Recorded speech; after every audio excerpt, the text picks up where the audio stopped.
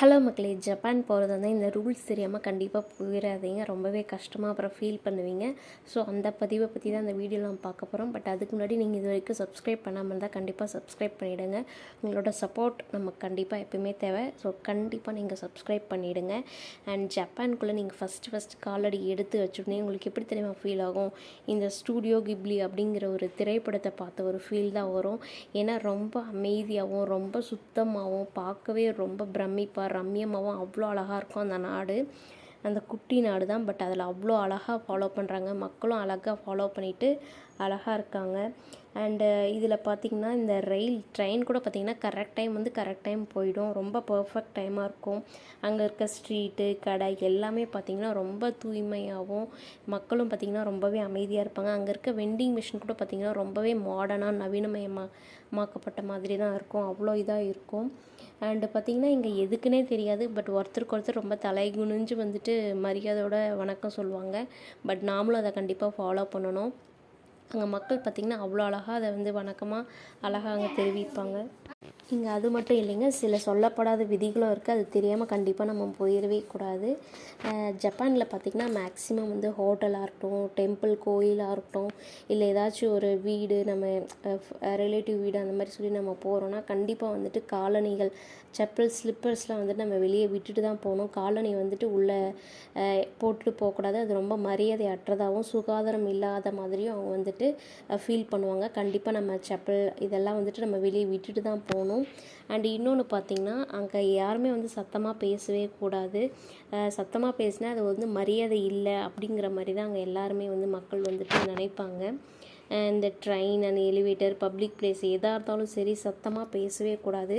அது ரொம்ப மரியாதை இல்லாத விஷயம் அப்படின்னு சொல்லுவாங்க. நம்ம மக்கள் பார்த்தோன்னா நார்மலாக நம்ம தமிழ்நாட்டில் நல்லா சத்தமாக பேசி தான் பழக்கம். அது நம்ம மதுரை சைட்லாம் சொல்லவே தேவையில்லை. நம்ம சத்தமாக பேசுகிறது ரொம்ப நம்மளோட போல்ட்னஸ் வந்து குறிக்கும்.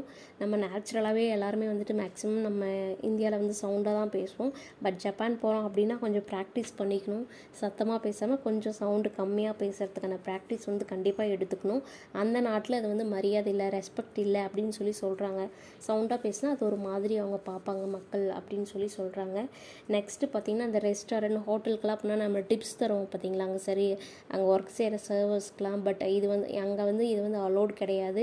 சப்போஸ் நீங்கள் டிப்ஸ் வச்சிங்கன்னா கூட அவங்க ரொம்ப கன்ஃபியூஸ்டாக பார்ப்பாங்க, குழப்பமாக பார்ப்பாங்க. எதுக்கு இங்கே காசு வைக்கிறாங்க, பில்லில் ஆல்ரெடி ஒரு அமௌண்ட்டு போட்டிருக்காங்க, அதை கொடுக்காம இங்கே எதுக்கு வைக்கிறாங்கன்னு சொல்லி அவங்க குழப்பமாக பார்ப்பாங்க.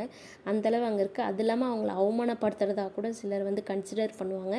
அதெல்லாம் அங்கே டிப்ஸ் வந்து நம்ம வைக்கக்கூடாது. பில்லு என்ன போட்டிருக்கோம் அமௌண்ட் அதை கொடுத்துட்டு நம்ம டீசெண்டாக வந்துகிட்டே இருக்கணும். எக்ஸ்ட்ரா நாங்கள் ரொம்ப ரிச்சாக இருக்கோம் அப்படின்னு சொல்லி டிப்ஸ் கொடுக்குறது, இல்லை அவங்க பாவம் ஹெல்ப் பண்ணலாம் அப்படின்னு சொல்லி டிப்ஸ் கொடுக்குறது, அந்த மாதிரி ஹேபிட்லாம் இருந்தால் அங்கே போனால் கண்டிப்பாக அவாய்ட் பண்ணணும். இல்லைனா அவங்க மக்கள் நம்மளை ரொம்ப ஒரு மாதிரியாக தான் பார்ப்பாங்க. அண்ட் அவங்களையும் அவமானப்படுத்துறதா கூட சம்டைம்ஸ் நினைப்பாங்க. அதே மாதிரி இன்னொரு லாஸ்ட்டாக ரூல் பார்த்திங்கன்னா அங்கே வந்து ஃபோன் கால் வந்துச்சுன்னா நம்ம அட்டன் பண்ணவே கூடாது.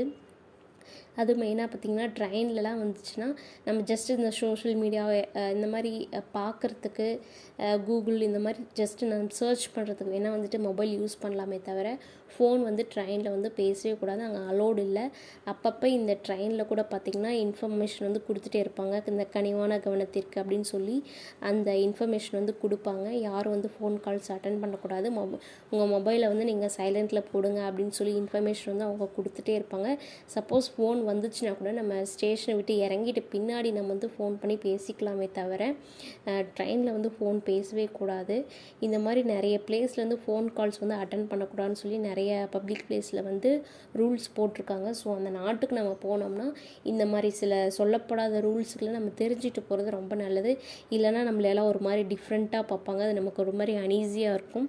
ஸோ இந்த மாதிரி ரூல்ஸ்லாம் போட்டாலுமே அந்த நாடு வந்து ரொம்ப அழகாக அமைதியாகவும் மக்களும் ரொம்பவே மரியாதையுடனும் இருப்பாங்க. அது பார்க்குறதுக்கே ரொம்ப அழகாக இருக்கும்.